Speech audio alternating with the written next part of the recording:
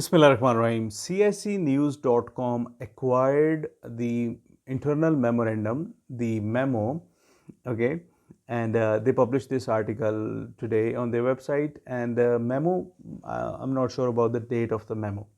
Okay, so it is an interesting memo, and basically these are the things that we already know. Okay, for example, one thing is that they have. I will share three things in this video, so make sure you watch this video till the end. So the first thing, the most important thing is that they said that federal high skilled workers (FHS) number of FHS workers in the PR application inventory is 76,000. All right, and if you remember the previous memo published in January, that memo talked about that towards the start of the 2022 year, the number of inventory would be 76,000 approximately, and it is 76,000. So the previous memo, they had this figure like spot on. Okay, so 76,000, which is almost 19,000 more than the number of PR admissions in the year 2022 announced by the multi-year level plan by IRCC, by Government of Canada. Meaning they are basically to land PR applicants through the FHS category, including CEC, including PNP, including FSW. Okay, so they were to land 55,900 applicants in the year 2022, and the inventory is 76,000. So 19,100 more number of applicants are in the inventory already without having any draws since after September for CEC, and since after December 2020 for federal skilled workers. Okay, so yeah, so they don't need to conduct any more draws to fulfill their 2022 year target. They mentioned that the draws, federal skilled worker, federal skilled trades, CEC, that is the FHS category. So they said that FHS draws will resume in 2022, but in late 2022. Okay, so this is a problem, late 2022. And also they said that they will start at only a modest rate, and the number of ITAs that will be issued will be very less, just pertaining to the fulfillment of the 2023 immigration level plans, right? So like, let's come to the second point. PNP draws will resume, and they said that 600 to 900 people will be invited bi-weekly, okay, throughout the year.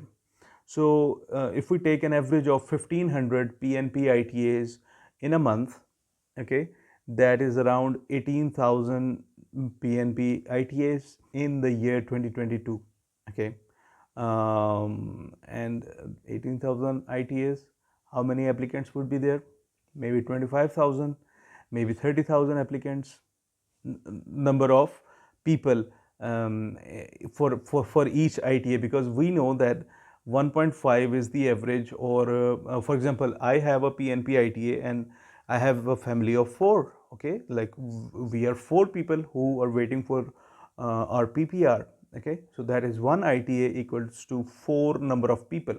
So 18,000 ITAs would be equal to 25,000 people maybe. Okay, so 25,000 PNP draws this year, and 20,000, 19,100 from the existing pool of the people who are waiting for their PR to be processed, and they're waiting to land in Canada. So 20,000 plus 25,000, that is 45,000 already. Okay, but they said that draws will resume, and as I talked about in yesterday's video, where I talked about the express entry draw, I said that even if the draws resume, it will be not for the federal skilled workers. Like, federal skilled workers are the people between 470 to 480, 484. Okay, these are the federal skilled workers. But if the draws, if the cutoff will remain above 484, that is not for the federal skilled workers, right? That is for the people who have some job opportunities in Canada, some connections in Canada, or either they are CEC class. So like draws will resume in 2022, late 2022, and the numbers will be reduced, the numbers will be modest. Okay, so this is a time, if you were preparing for your French test, make sure you give out your TEF test and make sure you include that test result in your express entry profile so that your numbers can match the number of cutoff in those expected draws in late 2022. Okay, so that was the second thing I wanted to talk about. The third thing is the people whose visa, whose status is expiring, whose work visas are expiring.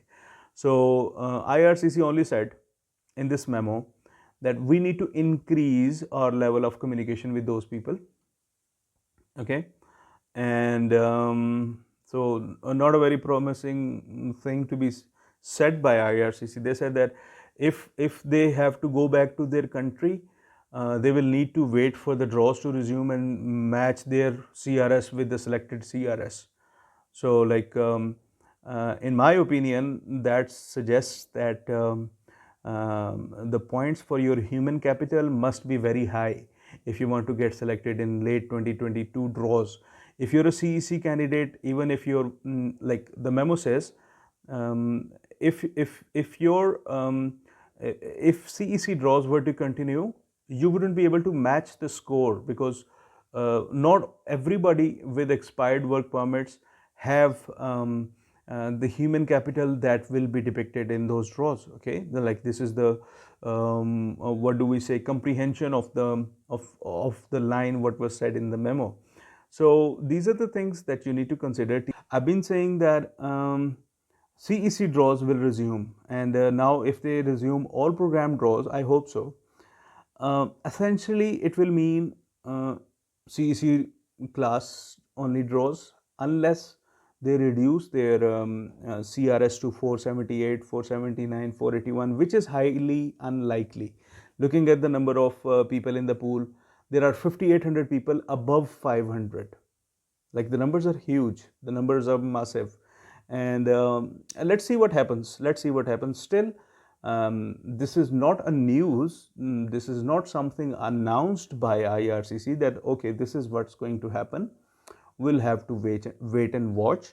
But I noticed a typo as well in this memo where they said that notably out of over 405,000 total admissions in 2022, 32% corresponded to CEC clients. They meant to say 2021. Okay, so this was a typo.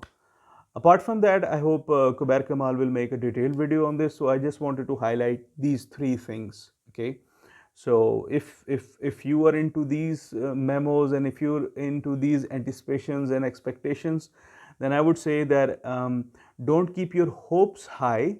Instead, keep your CRS high. Okay, because CRS is going to be high. Okay, so with these words, this is Ali Fakhar, and I'm signing off.